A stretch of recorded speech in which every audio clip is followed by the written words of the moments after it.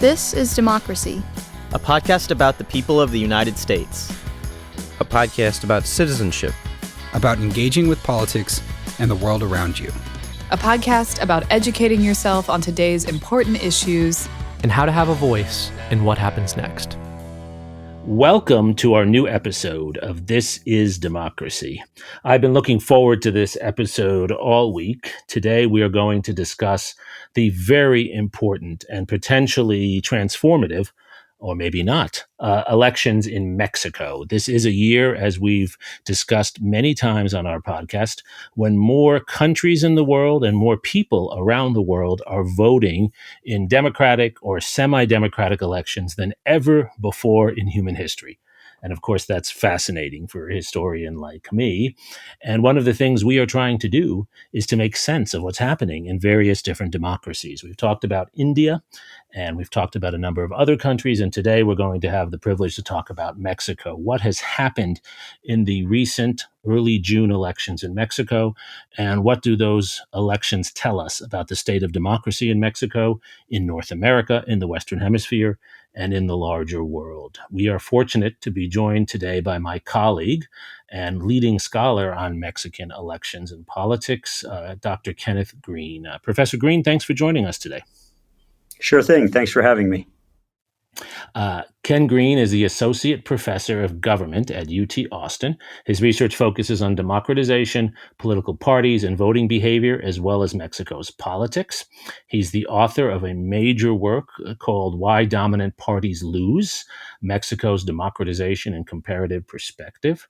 And he's been writing quite a bit on related issues in recent years. And he, of course, teaches these issues as well. Before we get to our discussion with Ken about Mexican elections and democracy, we have, of course, our scene-setting poem from Mr. Zachary Suri. Zachary, what's the title of your poem today? Across the Moat. Across the Moat. Sounds almost medieval, Zachary. I guess so. Okay, well, I don't think it is medieval. Let's hear it. We all are seething with hope on top of our box of soap, or we are seething with rage. No one even looks downstage.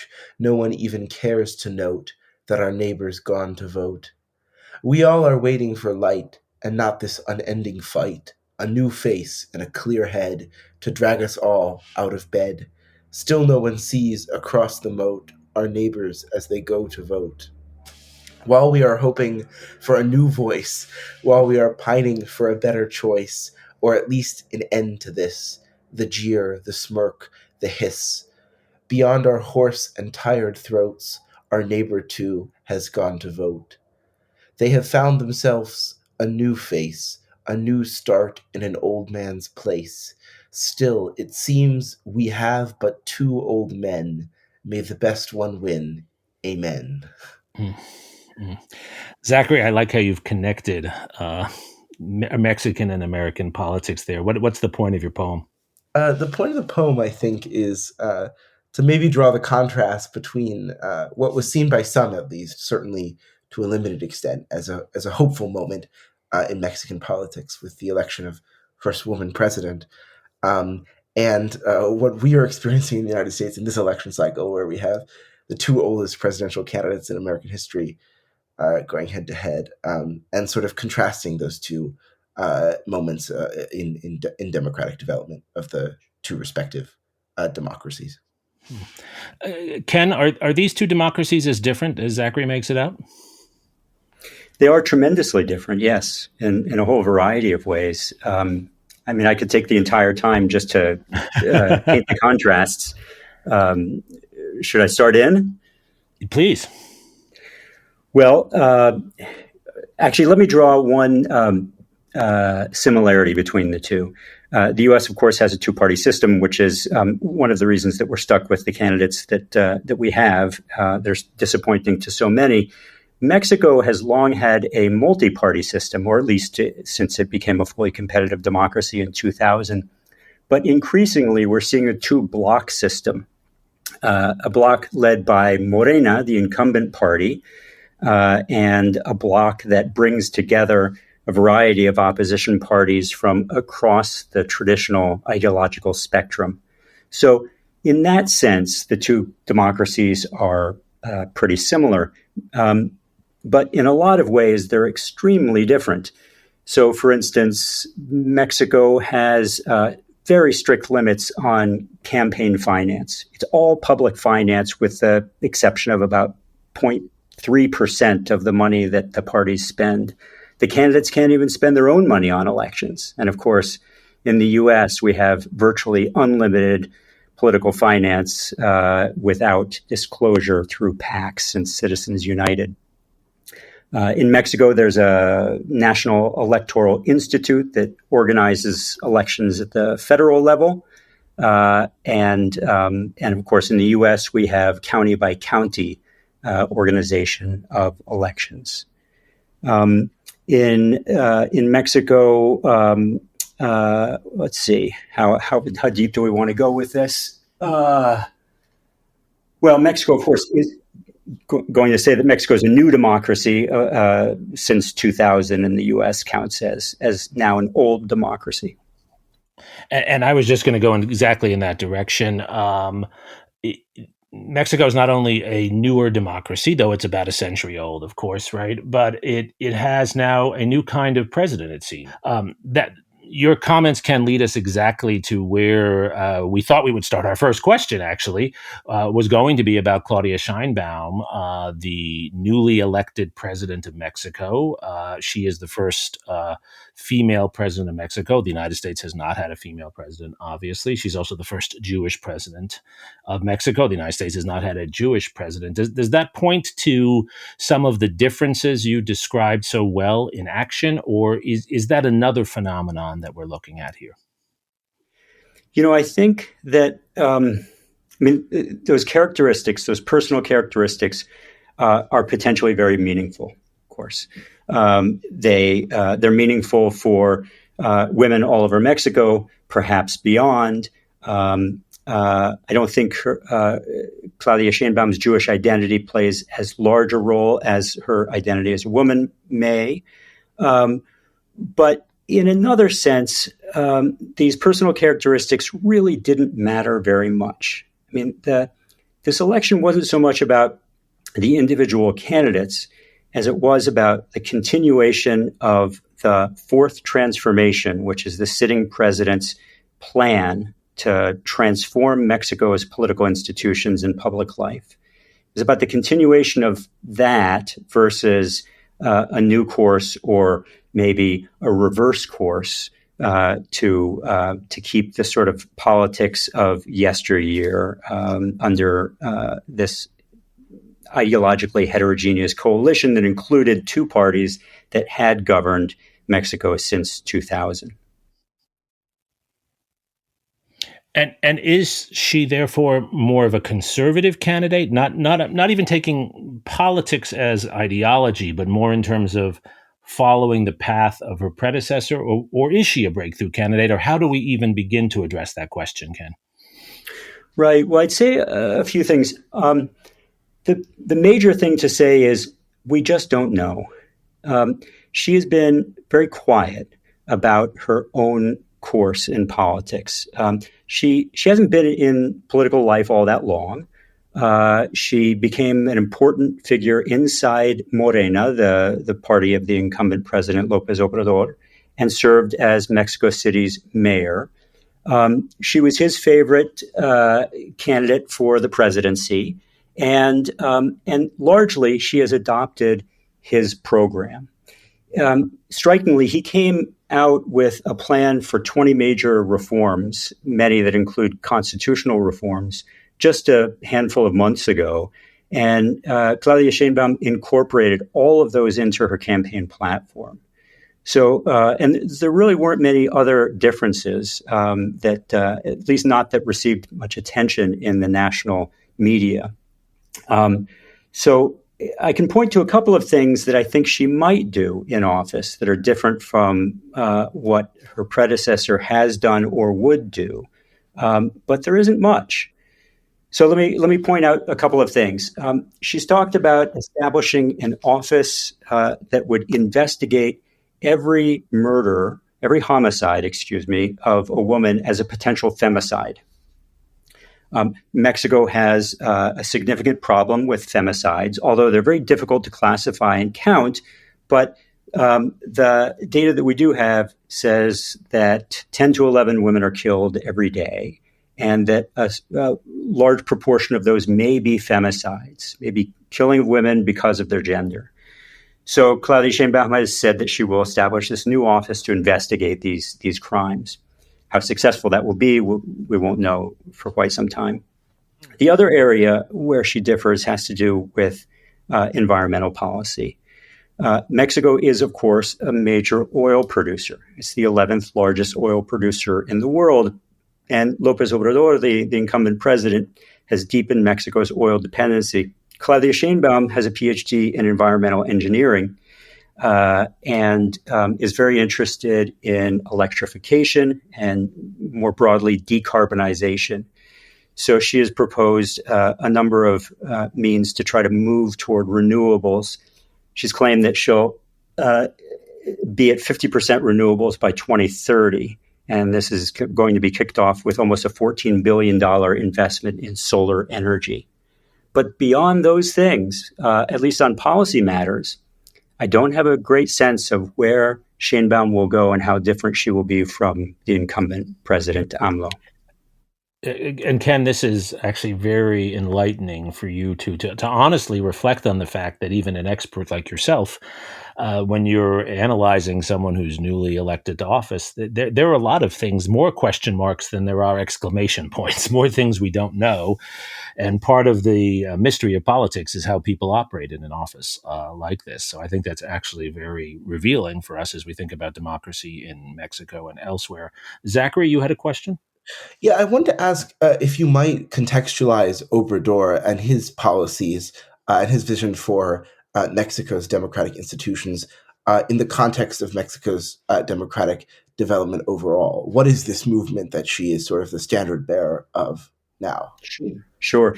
So it's been called the Fourth Transformation, and it was AMLO's platform in 2018 when he won the presidency with about 53% of the vote in a multi-party election. That was his third run for the presidency. He lost in 2006, barely, and in 2012 by a little bit more, finally successful in 2018. And the Fourth Transformation is so called because López Obrador thought about independence as the first major transformation in Mexico. The separation between church and state is the second major transformation. Mexico's revolution in 1910 as the third, and his election to office as the fourth transformation. So, of course, a little bit of ego involved. The idea behind the Fourth Transformation would be a complete change in the nature of public life.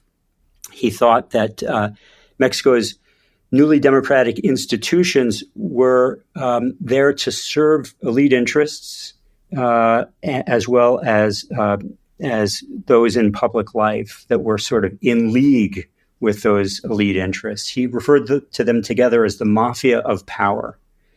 And the sense was that public life needed to be purified and completely revamped to serve the public interest.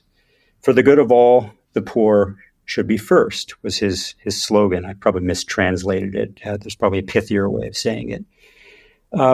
And he's gone about doing many of the things that he said he would do.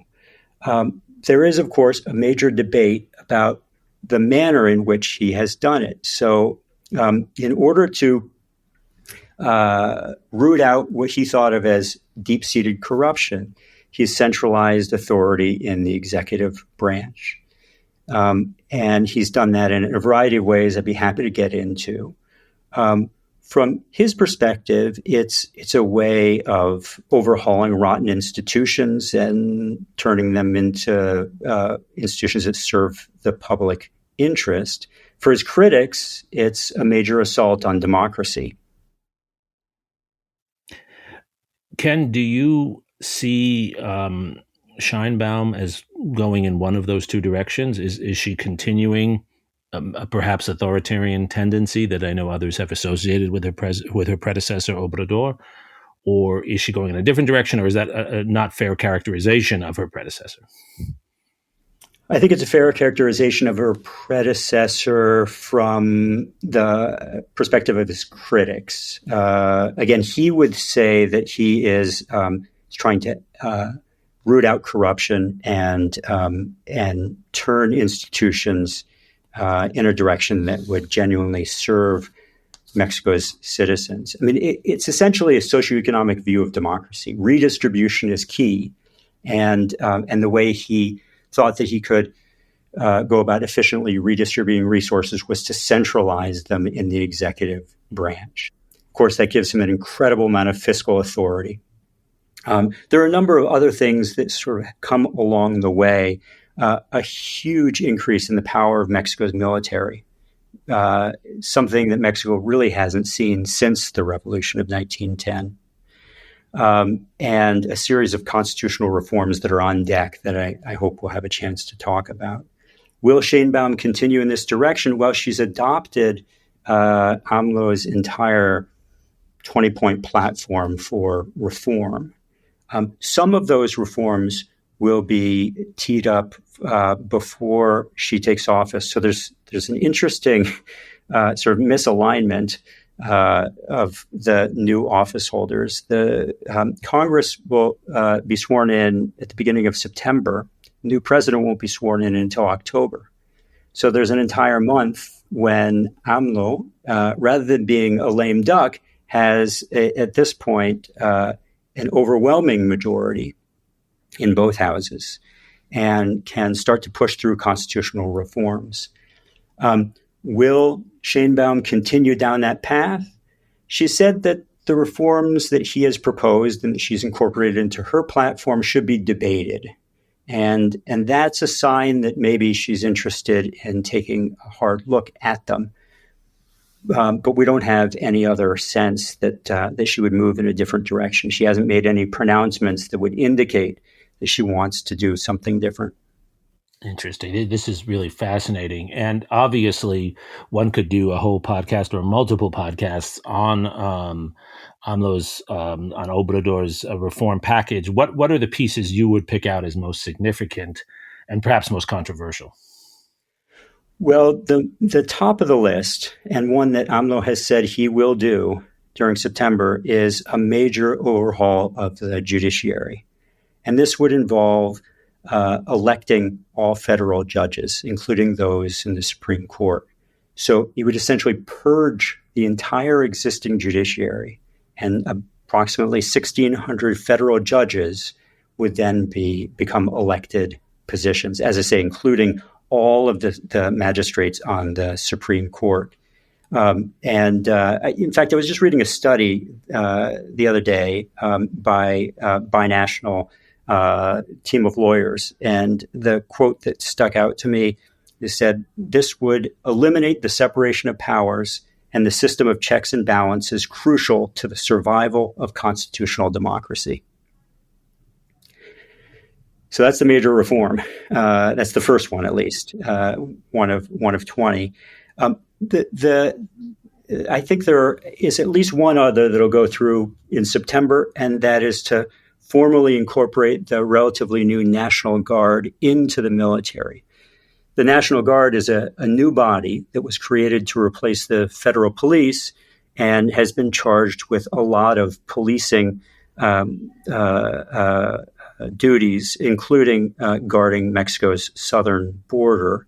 And the hope was that the National Guard would be under civilian control, but it seems like with this reform, it will be under military control. And as I say, the military's powers more generally have expanded quite dramatically. I would say alarmingly. Zachary? How do you think Sheinbaum's election and the sort of continued or potential for the continued implementation of Obrador's reforms will affect Mexico's relationship with the United States, particularly over border issues, which are playing such a big role in our election in November? Right. I'm glad you brought that up. I mean, it's been quite striking that the U.S. really hasn't said much that's critical of AMLO.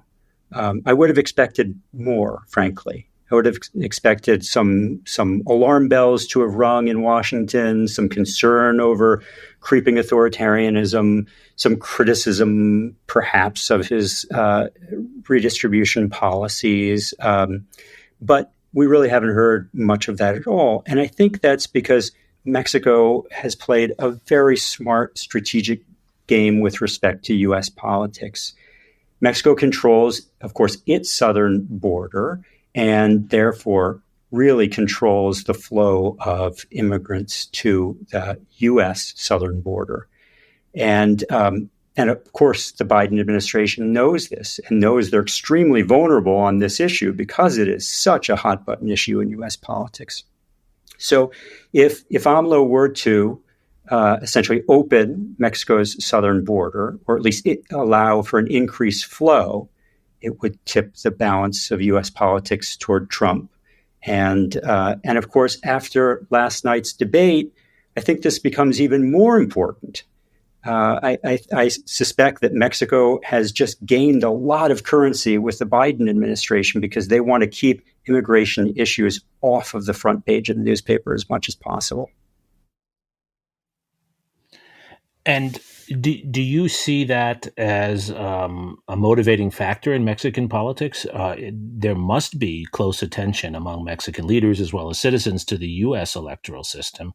What influence has that had and will that have on Mexican politics in the coming months? Well, strikingly, AMLO had a pretty good relationship with Trump. And I think the deal that was struck was that Mexico would do the U.S. bidding with respect to immigration issues. And the U.S. would remain relatively quiet about things that AMLO was doing. We had this, in some senses, dramatic renegotiation of NAFTA under Trump, but really the USMCA didn't make very many changes. In fact, one of the major documents associated with USMCA was incorrectly titled NAFTA 2.0. Of course, Trump tried to make a big deal out of the minor differences between the two agreements, but they were really quite similar. On other issues, we've heard a little bit of noise, certainly surrounding fentanyl, and occasionally we'll hear Republican lawmakers saying that we should invade or bomb or something along those lines to try to discourage fentanyl trafficking. But on a lot of other issues, Mexico has really been able to write its own ticket. And is that a good sign? I mean, one could argue that getting out from under the shadow to some extent of the United States and being able to pursue a reform package and elect a new leader who seems to be in line with that reform package, but is also perhaps, as you've described it, Ken, perhaps she's also acting in somewhat ambiguous ways to leave her options open. I mean, is that not a good sign for Mexico? I mean, I guess it could be seen as a good sign with respect to Mexican sovereignty and its independent role in hemispheric relations. At the same time, it's come at a certain kind of a cost. Intelligence sharing between the two countries is at an all-time low after a spat over the arrest of a Mexican general in the U.S. And ultimately, he was sent back to Mexico. But that's left some real scars in the relationship. And, I think more generally that the two countries are so incredibly linked. USMCA, binational trade, I should say more generally, is so important for both countries, not just for Mexico, but it's so important for both countries, especially Texas, where we are now. And of course, security cooperation is incredibly important when we're facing a real epidemic with respect to drug use and overdoses. So we just need more cooperation. Now, if Mexico could sort of establish its independence and reassert its sovereignty, and that led to increased cooperation on a multitude of issues, I would really welcome it. But I'm concerned about the lack of cooperation that we've had over the last few years. Of course. No, that makes a lot of sense, and I think that's very well put. Are you optimistic about the state of Mexican democracy? Do you see this as an election which is at least solidifying some good and positive democratic practices in Mexico, or is that an overly optimistic reading of this? I would say, unfortunately, exactly the opposite. Claudia Sheinbaum will be incredibly powerful. She will be a government of one, essentially. So Morena has, of course, she won nearly 60% of the votes. So she has an incredible mandate. But Morena will have a supermajority, a 2/3 majority in the lower house. It would just be 3 senators shy of a supermajority in the upper house. And they will have more than 17 state houses. They'll have a simple majority in more than 17 state houses. So they have everything that they need for constitutional reforms. They don't need the opposition at all. They can govern alone. And the Congress doesn't really serve as a counterweight to the president, as it may at times in the U.S. So Claudia Sheinbaum will be incredibly powerful. She will be able to pass ordinary legislation and constitutional reforms all by herself with no other allies. I was talking with a colleague earlier today, and he said something that struck me quite a bit. He said that to the extent that there are any conflicts between outgoing President López Obrador and incoming President Claudia Sheinbaum, López Obrador serves as a check and a balance on Sheinbaum. Wow. As if that's the only check and balance in the system. So you see this going in an authoritarian direction? Well, potentially. I mean, what we have now is the essentially a dominant party, right? I mean, I wrote in my book that you need a certain number of terms or years in office to really count as a dominant party. But we have let's at least say, the ingredients for a long-term dominant party. Under López Obrador, the Morena and sort of his administration has not been shy about using institutions for their own political purposes. They've tried to tremendously weaken the election management bodies. And by the end of AMLO's administration, they will have done it. They will slash the budget for the National Electoral Institute. They will put through a constitutional reform that makes all of the elections tribunal judges elected positions. And that will tremendously undermine the election management apparatus. They've used the Attorney General's office, which is entirely controlled by the executive branch. It's not independent the way it is in the U.S. They've used the Attorney General's office to go after their enemies. And in a number of other ways, they've really gone after people, all the way down to individual academics and journalists. So Sheinbaum will have even more capacity to act in ways that are authoritarian in style, if not more. Whether she does or not, we'll have to find out. I'm not sure which direction she'll go. Right. And this is a big question, and it's probably an unfair question to ask as we're nearing the end of our conversation. But you, of course, have studied, as many historians have as well, the long one-party rule of the PRI, the Institutional Revolutionary Party in Mexico, which, of course, was a different party from Morena. Do you see a parallel here? I see increasing similarities. So the controlled elections, of course. They controlled the counting of ballots. Morena doesn't do that, but by weakening the autonomous election management bodies, they'll be able to get away with more that they want to. But the major element, I would say, is that the pre-controlled federal resources at a time when the state owned a pretty large proportion of Mexico's economy. up to 22.5% of the entire economy was public during the period of PRI dominance. So controlling those resources meant that it had a huge advantage. Now, I thought that no incumbent party would be able to claim such fiscal advantages after 2000, and so we wouldn't have to worry about that. But so many resources have been centralized with the executive branch now. Basically, all the anti-poverty programs that provided services have been canceled, and the money has been transferred to the executive branch so it can be distributed in the form of unconditional cash transfers to people. It's so much money that about 50% of citizens in Mexico are receiving some kind of monthly transfer from the executive branch.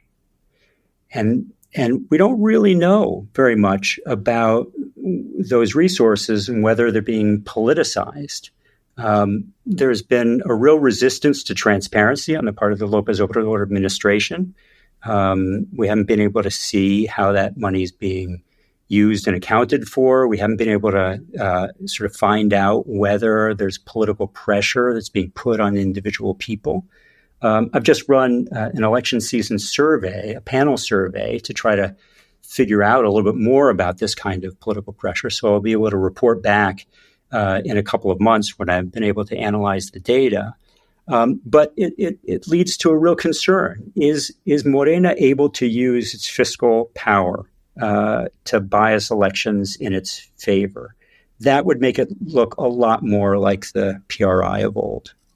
Well, that is not an optimistic story. And I want to close, Ken, by asking the question we ask of all of our guests virtually every week. What do we do about this? And I don't mean how do we solve this problem tomorrow? You and I and even an army of our friends can't solve this ourselves, nor are we really equipped to do that. But I guess the real question is, those of us who care about democracy and are concerned about the trends towards authoritarianism that you're one of the leading people writing about, what do we do? What are the positive directions one can go in studying and looking at and trying in a small way to influence Mexican politics and the larger state of democracy in North America as you see it? It's a great question and one I'm completely unprepared for.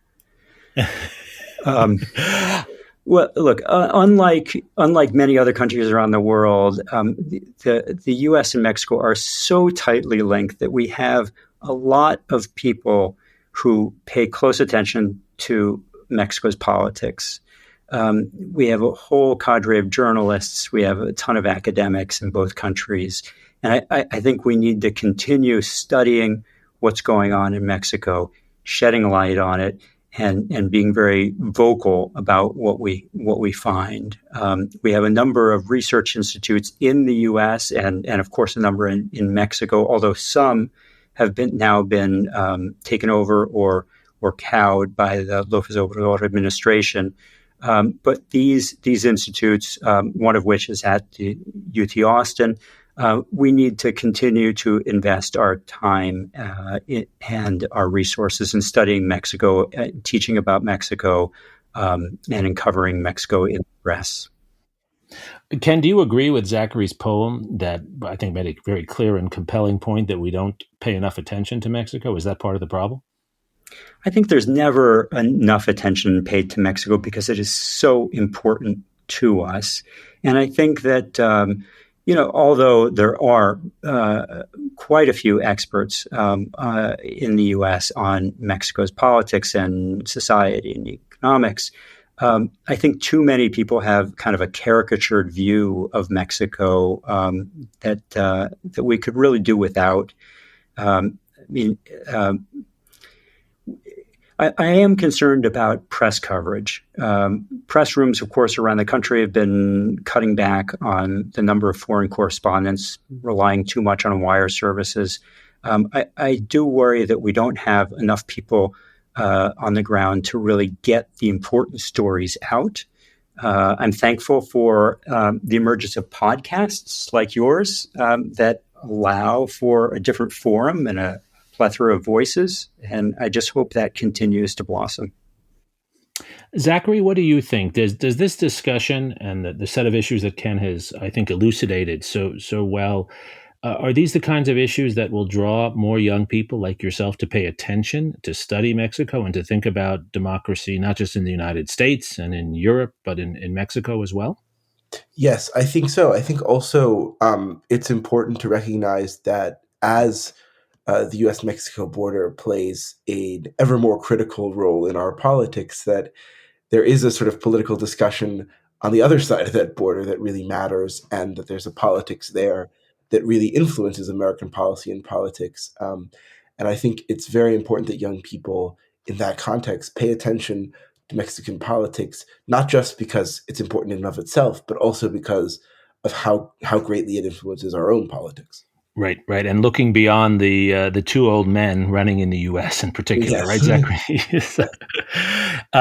Ken, Zachary, this has been a fascinating and enlightening discussion. I know my understanding, Ken, of the election and the challenges to democracy in Mexico has been multiplied many times over by your comments today.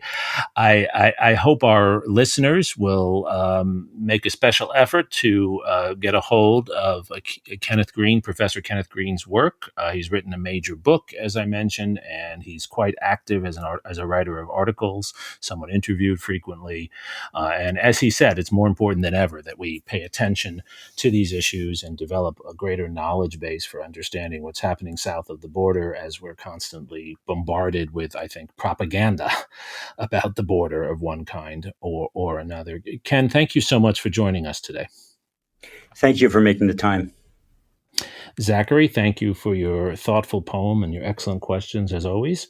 And I just want to remind our listeners that we have our daily newsletter as well, Democracy of Hope. We just began it about a week ago, and already we have a lot of subscribers, but we'd always like to have more, not simply because we want subscribers, but because, just as Ken said so well, we're hoping that there's some way we can build a hopeful, substantive discussion about democracy beyond the limited coverage and distorted coverage that we often receive in our social media and other sources. So thank you to our listeners for joining us today and for being part of this important discussion. Thank you.